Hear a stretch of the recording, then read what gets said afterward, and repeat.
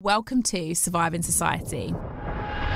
We are joined in the studio today with Joe Appiah, Kim Johnson MP, Gloria Morrison from Jengba, Jengba being Joint Enterprise Not Guilty by Association campaigner and campaign group. We're going to start this episode with Joe. It is such an honour to have you in the studio. So Joe is a survivor and was a victim of a miscarriage of justice by way of Joint Enterprise. We spoke about Joint Enterprise a lot on the show, and this is the first time that we have someone on the show who served a prison sentence for Joint Enterprise. And before we get into the current matters relating to Joint Enterprise and how we are going to abolish it, it's really important for us to start with Joe and Joe's story. This goes back to an incident that took place back in 2010. It was just a normal day. I was finishing school. I got a text from one of my friends. He was telling me to ring him. So when I rang him, he just told me like he'd been confronted by like two boys at his school. So, two of my friends, they went to that school, but those other boys, they just came out of nowhere, like in their own clothes. They weren't even in uniform or anything, but they were older where they wouldn't be in school uniform. They'll be like in college. But long story short, there was like a verbal confrontation. But the older boys were kind of like, how can I say, like trying to get a reaction but trying to like embarrass and belittle them in front of everyone. This happened in front of like all the teachers, school kids, girls. Everyone was just watching and like everyone was a bit scared. They've told me what's happened over the phone, so I've left my school and I've gone straight to my area where they basically said we will go meet up. I was 15, one of my friends was 15, other friend was 16. We got on a bus to go to the other area to like confront these boys. But as we were heading towards that area, a few more people were like called to like, do you want to come? And then like 15-year-old, another 13-year-old, another 15-year-old. And we went on the bus and we went all the way to the area. And when we got to the area, we weren't really sure like what we would do or where we will go, who we would even see, because it's not like we told them we're coming. We just came. Do you get what I'm saying? It was more of like my friend wanted to go because he felt that they hurt his ego. And we just went along with him on a bus. We used the Oyster card, so we were all like identified. Like, do you know what I'm saying? We didn't really realise what we was going on, just a venture. But anyway, we've got to the area, and then basically like some of the boys that we were with now were a bit older. I'd say about 16 years old. Altogether, there was about 7 of us now. It started off as 3, and there was like 7. And when we've got to this like park, everyone started running from my group towards like up this road, and at the top of the road there was like a massive park, and like there's like gates we'd have to climb over to get in. But in that park there was like there's like 18 people in the park, and I remember thinking like, obviously I'm running with the group now, I remember thinking, wow, there's a lot of people in that park. I wasn't really sure whether to like get involved, but some of my friends had already jumped over. They already started running into the park, so I just climbed in and I've started running as well. What I realised is as all my friends are running into the park, that large group that we could see had started like leaving the park. They would have started running off different directions. Some were on bikes. They seemed to like be running because obviously our groups like entered their park. But as they were running, there were like objects being like thrown.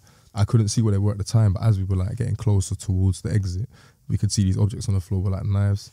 And like I wasn't really sure why they were throwing knives, like, but it kind of made me feel like, oh, like, it's gone a bit much now, isn't it? Like there's knives, and like, you know what I'm saying? And at this point, I'm still in my school uniform because as I've got the phone call from school, I've literally just come straight to my area in my own clothes or anything. I'm in a tie, blazer, school shoes, A few of the boys I'm with them actually like in their school uniform as well, because they literally just came from school, didn't go home and just thought, okay, let's just go on this venture. This group now, this large group, they've ran off, they've left. And like, that was a moment of relief for me because I felt like they had knives, but they've left. So it just meant like, even though we came here to like be tough or whatever, we don't really have to like face any sort of violence anymore. They've left. Like we were kind of satisfied that like it boosted our egos a bit. Like we chased them off, cool. So I'd say we were like stood there, adrenaline pumping. We're still young. We saw knives. We didn't really leave straight away. We were kind of like all like a bit just like geared up, like just a bit. I don't know how to explain. Like the adrenaline had us all a bit amped, if I'd say, About 5-6 minutes of just standing around talking about it, we were kind of leaving. But where the park's quite massive, as we're leaving, it still takes about 5 minutes to actually leave the park. And as we're walking, I remember hearing like a shout from behind us. And that group, where I said there was like 18 of them, I say about half came back. Half of them came back, they returned, but this time they were like proper tooled up. Like the main guy had a sword. Other ones had like longer weapons like bats. I could see knives like out from the other group. I was just thinking, oh my God, they've come back. It kind of changed the whole dynamic again. Yeah. Some people from my group, one guy wanted to like leave. I could see he wanted to leave, but it's like a peer pressure kind of thing. Like you can't just leave now. You can't leave when it suits you. Like we've all kind of coming together kind of thing. I did think about leaving, but at the same time, it was more like I just couldn't leave. I didn't really want to be like targeted after this, because what happens is if you leave, or if you kind of like, if you do anything that kind of interferes with it, you're kind of like an enemy to your own. So for me, I'm not going to lie, like I just kind of had to like bury my fear and just kind of stand ground with these guys. When these guys have come back now, remember I told you previously there were like knives being thrown. I remember one was like more towards the right side of the park. So I remember I jogged over and I picked up one of the knives and I came back to my group, and like me holding that knife, I just felt a lot more safer, a lot more. I felt a lot more protected. I just felt like they've got swords. If I'm going to still stand here and still act like I'm not scared, I need to at least feel a bit more protected. So I had the knife. So these guys have come back. There was a lot of like, no one was really trying to make the first move. People were scared from both sides, as you can imagine. And this is all happening in broad daylight, by the way. So in the middle of the park, this is all going off, but there's like tower blocks. People are looking at their windows. There's a high street. The high street we initially ran up to get into the park from. All the shops, all the people in barber shops, they've all come out. Everyone's just watching like it's a football match. And it's just such an obvious, crazy event in broad daylight. And I was just thinking, this is insane. But eventually one guy from my group, he kind of like gained a bit of courage and he just like started running towards that group again. And as that group's running, I didn't know at the time, but the victim on my actual case, he was part of that group. He ran like kind of towards our group, you know, almost like a head-on collision. Halfway through running, I'd say he kind of realised his group was running away. So he tried to like turn different direction. As that guy that I told you from my group started running towards that group, we all started running as a group towards that group. So I even saw the victim kind of run past. I wasn't really trying to do anything to anyone, if that makes sense. I just realised in these situations, you kind of have to bluff it out. If you show fear, you can end up losing your life, if that makes sense. So it was more like just trying to like scare them away kind of thing. But the second time they ran off, once again they ran off, like they were too far away for any of us to really like get close to them, but they ran off. The boy that initially ran the other way, you know, the victim of my case, when he's ran off, he's ran through the park and he's kind of left the park. But I found all this out later on in trial when all the CCTV came out. Me and my friend were still doing that chase where we chased that group out, and I came out of the park and a woman in like a third floor of her flats, she was like doing a live phone call to the police, and she was like telling the police every little detail as it was happening, as everything's literally unfolding. And with her CCTV, we retrieved it, and it basically was describing me in her road, like right outside of her house, if she was looking down from the third floor. And the reason she could describe me so well is because I was like the only mixed race person there. The clothes I was wearing, my school uniform, she described me. And on the live phone call, literally 5 seconds later, she was saying they just chased the boy out the end of the park. And obviously this park is 200 meters long. So where she's literally just placed me there, saying that there's all people in the park, she placed me there, and within 5 seconds, the boy has been chased out at the end. And obviously that was the final chase where that boy that I told you had been running towards us, he ran away. So you're going the opposite direction. So I'm going the opposite direction. So he'd literally ran out the park, but as he's been ran out the park, 3 people from my group had kind of noticed him, so they started like detouring and they kind of chased him in that direction. And from like I said again, from CCTV that all came out during trial, I later saw that those 3 boys literally they chased him into the road, and the boy at the front, he had a knife on him and he stabbed the victim like once in his back. But he'd hit him so hard, like, and it was like below his left shoulder. It cut a pulmonary vein, and like that caused the boy to like bleed out like within like the next hour. Even when the boy ran after being stabbed, he ran across the road, ran into a chicken shop. He closed the door on himself and he like tried to use it as a barricade. He like used his weight. Another one of the boys in that group of 3, he ran and he like fly kicked the door, like trying to get the door open, try to get him again. As that has all happened, the guy that's done the stabbing, he's like run off down that long road, because this is the long road that we ran up eventually at the start of the story. And now they've run down. The second guy that was with him that done the kick to the door, he's run down. The third guy that was in that group of 3 that chased that victim, he's left now. Remember when the woman's placed me outside the house? As I've come back into the park with my other friend that was with me, I slowly started seeing like our group had got a lot smaller. I couldn't really see like our group because we were all stood next to each other for how long. So when you realise everyone's kind of scattered in different places, I was looking around and I could see some people had left because the numbers had gotten smaller. Some people were like more towards the other end of the park where they were leaving. Some people were like in the middle. But all in all, I could see everyone was slowly just kind of leaving because everyone was going in one direction to going back out the park. And me and my other friend, we were still like this end. So we started to like leave as well. We started to like run towards everyone, but everyone's like already left. Bear in mind, I don't know who saw the stabbing, but anyone like near the actual stabbing left immediately. Like, do you get what I'm saying? You weren't there. You were not there. No, you so were that's on what the I'm other side. Yeah, of the park. that's what. So everything I'm saying there. now is like because I found out later on in trial through like stills. I couldn't. So I never saw it at the time when it actually happened. So that's what really kind of blows my mind because everyone being ran in off. prison for something. Yeah, you like were not there. Even when I talk about it, sometimes I just think like it still sounds so crazy. Like people wouldn't really believe how it happened. Do you get what I'm saying? Like, but all these so like literally the boy's been stabbed. When we've all left the park, we've all gone separate directions. But I ended up getting on a bus that came towards me and my other friend that left. We left separately, like 2 of us. We got on a bus. The bus was packed. But those boys that were with us that went to the park as well, they were on that bus, but they got on at the first stop, like the bus station. Yeah. So by the time that bus had got to us, it was just packed because all the people waited at the bus station.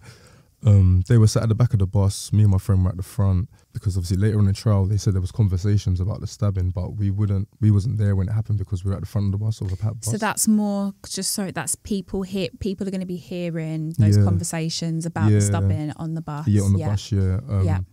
So when we've got off the bus at my area now, that's when one of the boys said someone had been like, he didn't actually use the word stabbed.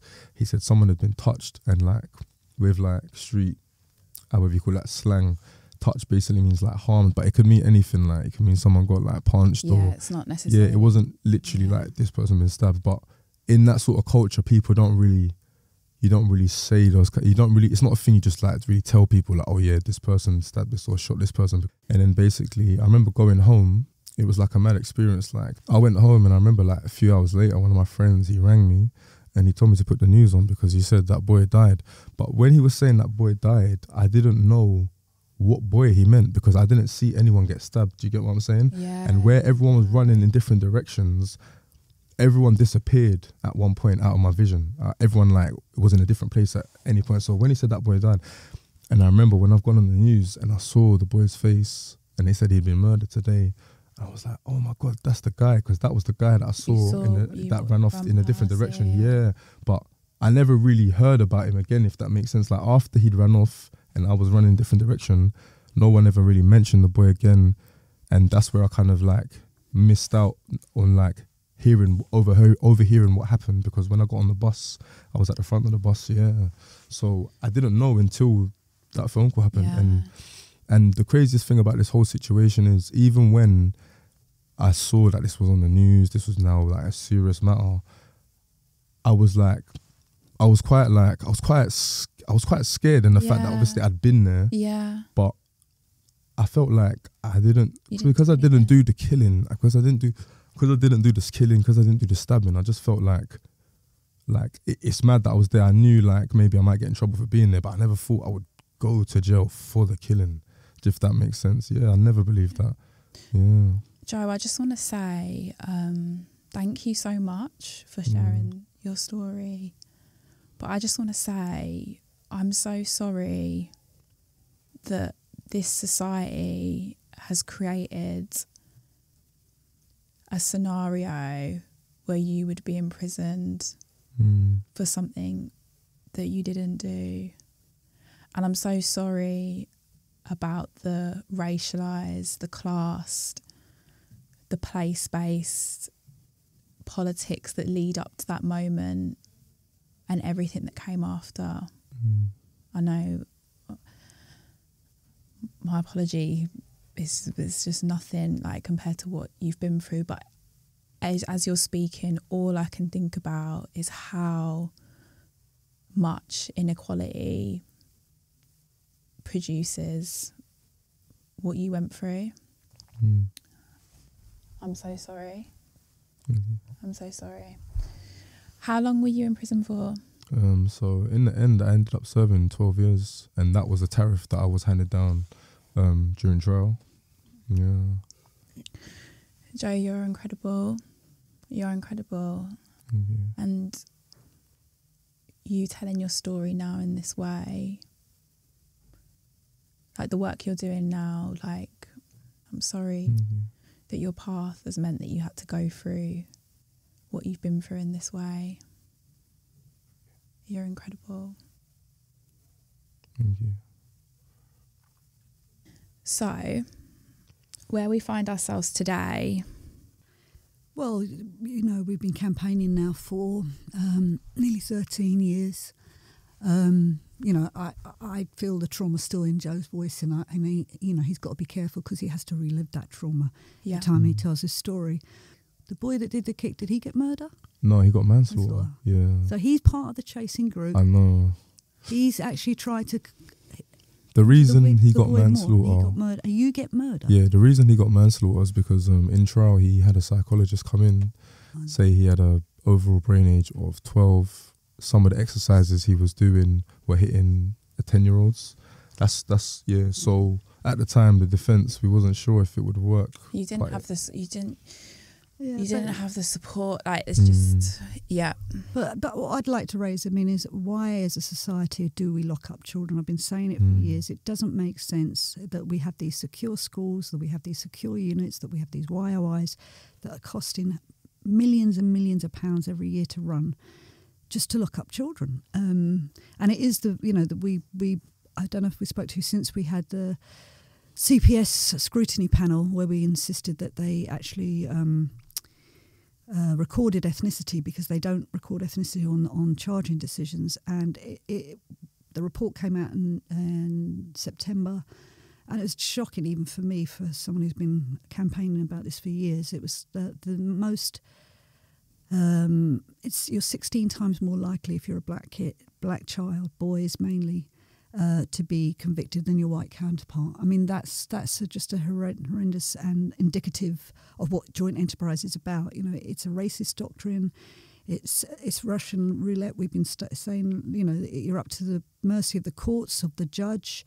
We're doing a lot of family listening days around the country, and a lot of the families feel that, you know, this is the fault of the judges, that they are directing juries to find innocent people guilty of murder when they haven't actually murdered anyone. Like Joe, who's 200 yards away, he hasn't murdered anybody, but because he's part of a group of, let's face it, silly boys, idiots. They're you know, that's an interesting concept. That what do you do when you're in that situation? Because you don't want to leave your friends, and you know what you're doing is potentially dangerous. But, you know, I won't tell young people to be careful. But I just want to retract that. I don't think we should call them silly boys. I think these are people that are part of a society that has been constructed in a particular way, which leads us to express our egos, our masculinity, our gender, our race, our ethnicity in particular ways that are...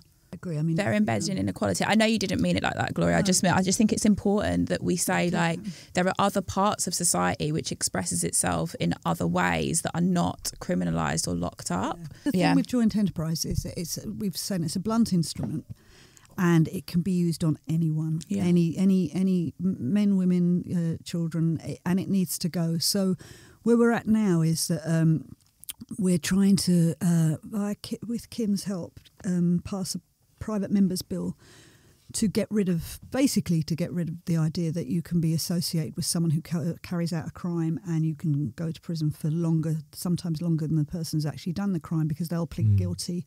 You'll plead not guilty because you haven't done it, and they'll get a lesser sentence for their guilty plea. So with Kim's bill, I'll hand over to Kim. Yeah, please do, Kim.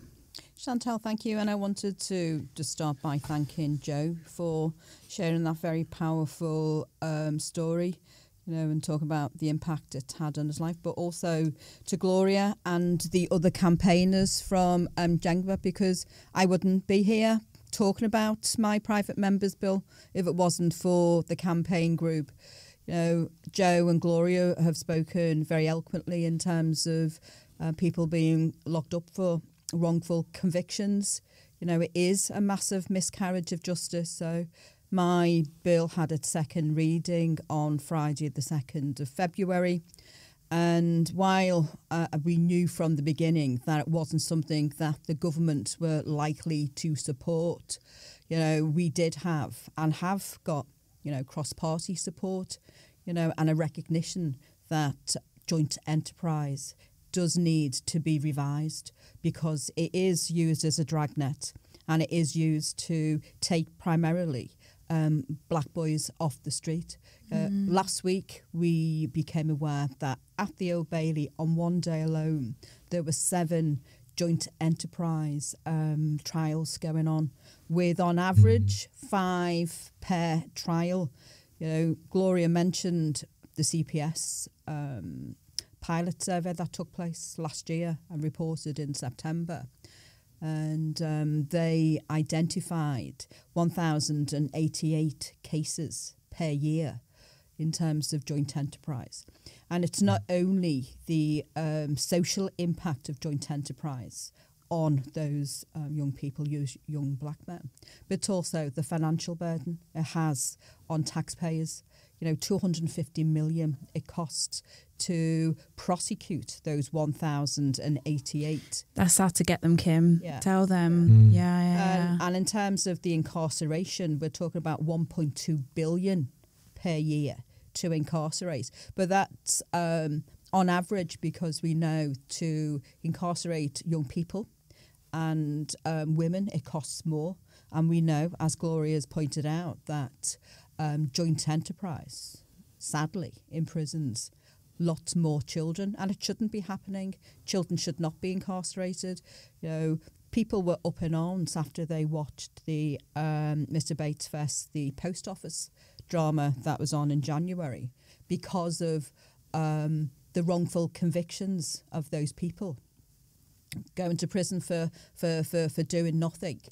You know, and people, you know, rightly so, were aggrieved in terms of you expect the system in our country to work and to work equally for everybody. And we all know, you know, that that's not the case. And some stupid MP at my debate on Friday, Philip Davies MP, questioned, you know, whether the CPS was institutionally racist. And as Gloria will attest, your people in the gallery screamed yes, and I did shout yes, they are, because you know we know from the survey they conducted that black boys are 16 times more likely to be prosecuted under joint enterprise. But we already know that the criminal justice system is institutionally racist. You know, the 2017 Lammy review identified that. You know, we know that more black boys get stopped and searched. You know, so it's endemic. You know, and that's what we're contending with at the moment. But I am optimistic that things will change because the campaign has raised the profile, it's raised awareness of joint enterprise.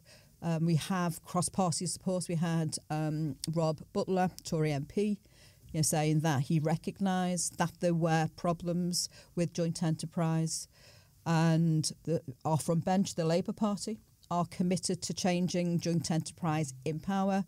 You know, David Lammy gave assurances to the campaign group, and as the DPP, Keir Starmer, said that they've gone as far as they can to in the court. It's now down to Parliament. And so we will hold everybody to account to look at making those changes, because this can't continue, because we have a prison system that is, you know, cracking under the pressure of the amount of people that are being incarcerated incorrectly and wrongfully. It is a massive miscarriage of justice, and it's a massive miscarriage of justice that needs to be righted, and as soon as possible. You know, the lives of these young people have been damaged. You know, they can't, getting access to employment, having access to facilities while in prison. You know, because if you're sent down for murder, the opportunities to do certain things are not available, and it's a mark on the rest of your life if you're identified as a murderer. Then that's it. Even though thousands, and I'm talking about thousands because, the pilot survey identified 1,000 per year. So, during the life of this horrendous, doctrine, how many have been incarcerated? Jengba work with so many families, but I would imagine it's a tip of the iceberg, because sadly, the CPS do not flag joint enterprise cases. And they do not identify equality monitoring, and again, it's a way of hiding behind stuff. The fact that disproportionately high numbers are incarcerated, and it is wrong, and it does need to change. But, on Friday, I call for the debate to be adjourned, so the bill will stay on the order paper for the duration time. So we're continuing to campaign. I've written to the DPP to request a meeting. When we met with the minister last week, it was suggested that the CPS, DPP and Felicity Gary, Casey, who's provided lots of support. She was responsible for the 2016 Supreme Court case. So that there are things that will be moving forward. In terms of the campaign and in terms of the fight to tighten up, because we're not saying that joint enterprise shouldn't exist. What we're saying is that joint enterprise needs to be delivered in line with the law. We know that only last week those two young people who were committed for the murder of Brianna Gee, were prosecuted under joint enterprise, and there have been other cases where it has been rightly used, but we're looking at the wrongful convictions and the miscarriages of justice. Thank you so much for that explanation, Kim. I mean, as a critical sociologist here, kind of thinking a little bit about the last bit that you said there, Kim, I want to just flesh out what it is about reviving joint enterprise rather than abolishing joint enterprise. What are the reasons why we wouldn't just call for an abolition of it? Because there have been some notable cases where joint enterprise has been used, rightfully so. Because if it wasn't for joint enterprise, those people who were responsible for the murder of Stephen Lawrence, would not have been convicted. So there are aspects of joint enterprise that work well, but it's the ones where don't, because the critical part of my bill is about significant contribution. And as Joe pointed out, he had no contribution to that whatsoever, and lots of other cases where there's been no significant contribution. Felicity has provided examples where people were cycling to and from a place that they got convicted. A woman went back to look for her shoes after an affray. She was convicted. So there's so many examples of where it's been wrongfully used. So if there's an overwhelming amount of examples of it being wrongfully used rather than it being rightfully used, I'm just struggling to see why it wouldn't be better to be calling for an abolition. Mm-hmm. And I get, but what I'm thinking is the method that you're calling for one about trying to reduce harm? Do you see what I mean? So reduce as much harm as possible, because if there's so many cases, thousands and thousands of cases where it's being employed in a way that is clearly a miscarriage of justice, why would we keep it for the minority? Well, I think, a lot of that is down to the CPS and the judges in terms of, their poor direction of the jury. I think that they are some of the issues in terms of, because the 2016 Jogi case was identified, what they said at the time was, the law had taken a wrong turn for 30 years. And it is very much about making sure that it is delivered in line with the law. Yeah. And reducing those wrongful convictions. Brianna's murder, like those two teenagers, why can't they be convicted as individuals? Like, why does it have to be joint enterprise? I think because the two of them, and because there was no certainty in terms of the responsibility in those cases, because, I think the courts identified they were both complicit. Yeah. In terms of, planning and the carrying out of the acts as well. But can I just intervene there? You actually don't need joint enterprise at all. No, this is my thing. Yeah. Because on the scrutiny panel the other day, we were looking at cases that involve gangs, because they're always like, Joe test this, it's always the gang, the language of the gang. But they don't need it. So they showed us a case which did involve 4 individuals going into a house.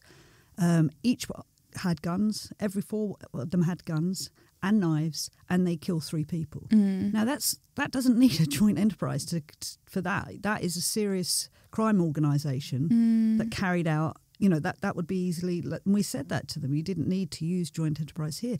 And the thing with the CPS is, I've been asking for nearly anyone who can tell me, when did joint enterprise start being used on murders? We know Derek Bentley was hung under joint enterprise, so that's 58. But then after that, we don't have a problem with the bank robber scenario. If you've got 4 guys going into a bank and the getaway driver knows they've got guns and someone might get harmed and seriously injured, we don't have a problem with that. That's joint enterprise. But when did they start using it on murders so that you can just say, well, he must have known what his friend was going to do. Joe must have known what his mate might do, or somebody he didn't even know might do.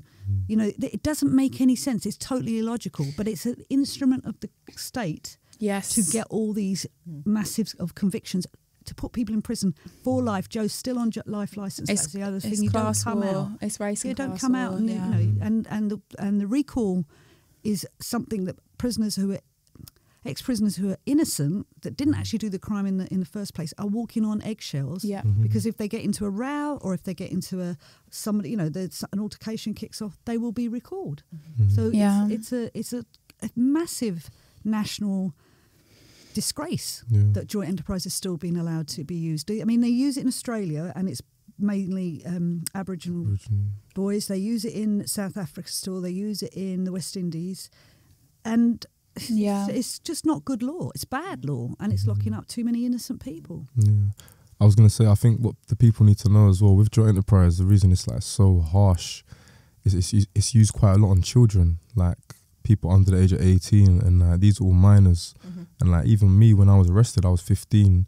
Because I was like so young, I couldn't even have a police interview without appropriate adult. So my dad had to come. So that's when I realised, like, I'm actually still a child. Like, but it happened, like, I had a friend, I was telling Gloria, I had a friend, he got given 14 years for a joint enterprise murder when he was 13. And like, life has never been the same for him. He's out now, he's about 30. It's not easy, do you know what I mean? And you can imagine, like, getting longer than you've lived. How would someone be normal after serving that time? You know, how do you catch up? How do you reintegrate back into society? How do you even act your age? Because it's like your life's on pause when you're in that place, and like you're not really experiencing real life situations to like make you grow or mature in life. Like it's literally just like a boarding school. Well, and also, Joe, can you remember like the court experience? I mean, how are children understanding parasitic or SORA liability or even joint enterprise? What does that mean? And children have a really innate sense of justice. They can't have, well, I didn't do it, so what are you talking about, a joint enterprise? I had the same intention as someone I barely knew. You know, they're not understanding the legal processes. And often children are tried in adult court as well. So Old Bailey. Yeah. Were you tried in Old Bailey, yeah. Oh, Joe.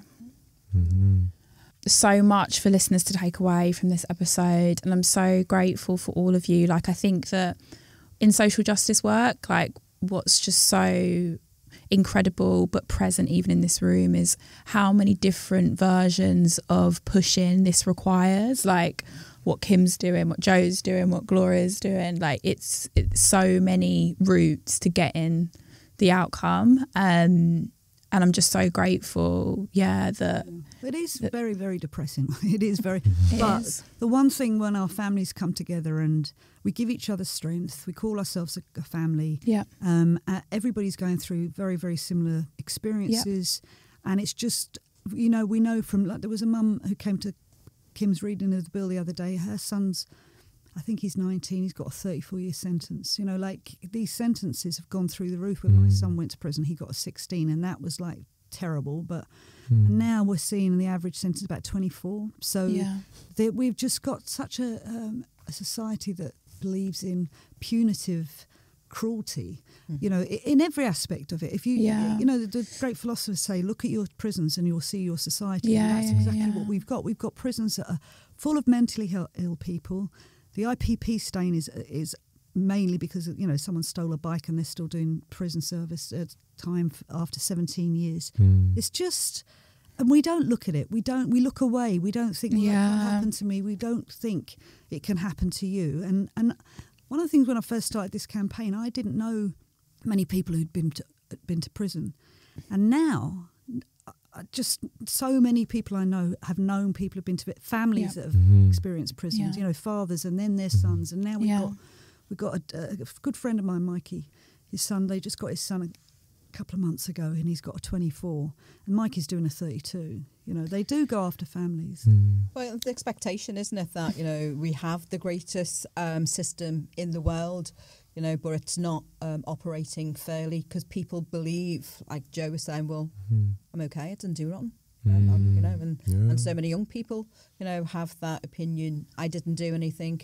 I shouldn't be sent down, and it's dealing with that psychological impact of those sentences. There was a young girl killed in my constituency a couple of years ago. She was 12 years old. She was killed by a 14-year-old.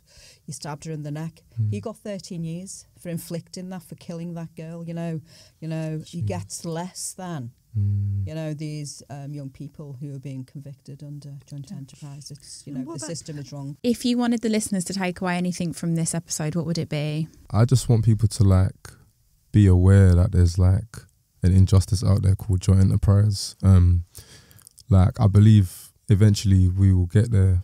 Jengba, all the other charities, organisations involved, even MPs, lawyers, everyone involved. I believe we'll get there. We'll get justice one day.